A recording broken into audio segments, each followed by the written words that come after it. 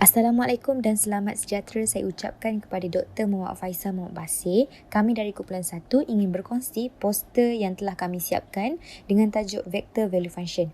Ini adalah gambaran gabungan poster untuk Chapter 1 Part 1.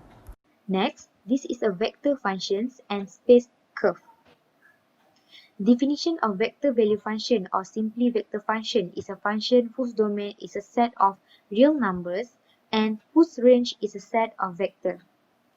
This is general formula to find vector function Rt equal to Fti plus Gtj plus Htk, where F, G and H are real value function called the component function of R. Next, graph of vector function. Our group has shown 6 steps to sketch graph vector function. Given question Rt equal to 4 sin ti minus 4 cos tj plus 3k. As we can see, we have sin and cos here. It is easier for us to use circle equation. First step, we need to modify equation.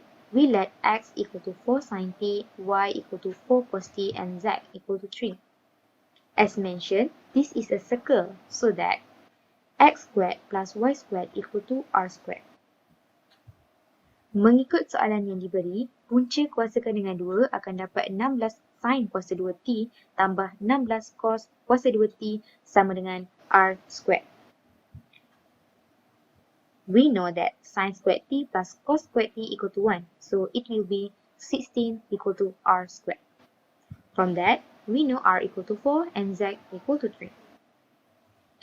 Second step is find domain t. As we know, domain for sine is R. Domain for cos is 3. Hence, the domain for the graph is R. Thus, we can choose any number, so we can choose 0, pi over 2, and pi. Next step is substitute t in RT. If t is 0, then RT will be 0, negative 4, and 3. If t is pi over 2, then RT will be 4, 0, and 3. And the last one, if t equal to pi, RT will be 0, 4 and 3. Selepas selesai mencari semua value, kita akan teruskan dengan step melukis graf. Gambar raja tepi ini adalah hasil daripada carian kita tadi. Langkah seterusnya adalah plot R0, R pi over 2 and R pi. Langkah yang terakhir ialah lukis anak panah untuk menunjukkan arah. Seterusnya adalah vector function operation. There is 3 things that we need to know. First, for vector function, we can use any letter. For example, RT and capital F T. Next is a direction which is I, J and K. And last one is for operation. Our group also provide 2 QR code for an extra video for you. Happy watching! Next section is differentiation and integration of vector. In this chapter, we just only use formula to find the answer. For the first derivative, the vector function f vector t equal to fti plus gtj plus htk is differentiable whenever the component function ft, gt and ht are all differentiable.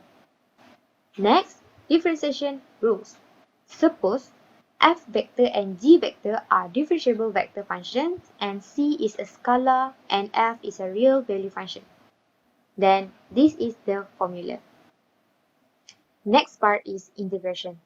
For higher order derivative of vector function, f vector are obtained by successively differentiating the component of f vector t equal to fti plus gtj plus htk.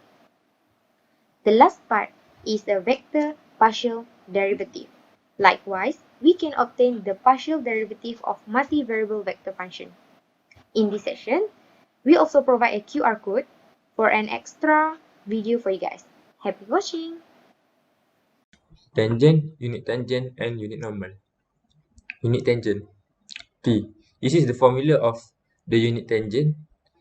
Di mana the first derivative of R, we divide it by the magnitude of the first derivative of r. Then we can find the t. Then ini adalah the formula to get the magnitude of first derivative of rt. Okay, next is unit normal. Unit normal can be boleh diwakilkan dengan n. Dan ini adalah formula kepada unit normal.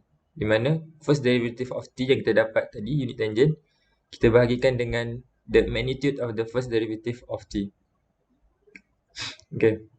Next, okay, motion in space. Given rt is equal to fti plus gtj plus htk. Okay, to find the velocity, we differentiate the r, then we get the velocity. Then, to find the acceleration a, we differentiate the v, and then we get the a. Right?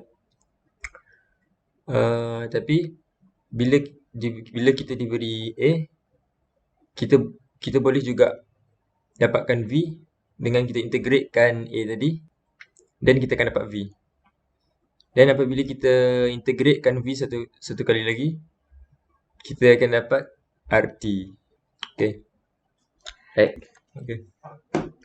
Arc length and curvature, binomial vector and torsion. Arc length, the actual length of a curve over a certain interval. Definition of arc length. This is the definition of arc length, but this is the formula that is more easy dan lebih senang ingat lah. Okay. Step on finding arc length S. First, you need to differentiate the RT. Then, you find the magnitude of the RT, the magnitude of the first derivative of RT. Then, you integrate the magnitude from A to B. Right? Okay. Arc length parameterization. Particles travels at constant rate of 1 unit per second. The technique is to change the arc in terms of t to r in terms of s. Okay, how to find the arc length parameterization? First, you need to differentiate the rt. You find the first derivative of rt punya magnitude, right? Then you integrate the magnitude and you will get the answer in terms of t. Then you rearrange the answer to be in terms of s, right? Then you substitute s in rt, and you will get the rs, right? Okay, next, curvature, and the symbol is like this, k, for kappa. The rate at which the unit tangent vector changes with respect to arc length. The magnitude of dt over ds is equal to 0 along the straight line. Definition. Untuk curvature kita ada 3 definition. Tapi untuk kali ni saya akan terangkan definition yang ketiga. Cara menggunakan definition yang ketiga. Okay. How to find the curvature? First, find the first derivative of rt and the second derivative of rt. Then you cross product both. Then you find the magnitude of the cross product.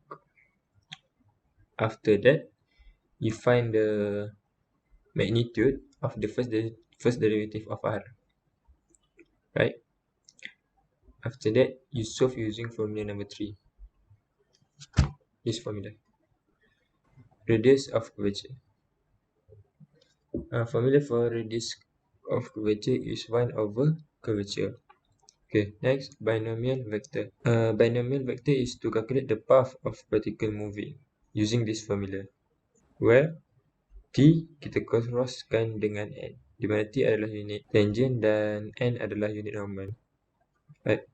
Okay, torsion. Torsion is to measure how the curve twists. Untuk torsion kita ada 3 formula, tapi saya akan terangkan formula yang ni. Right?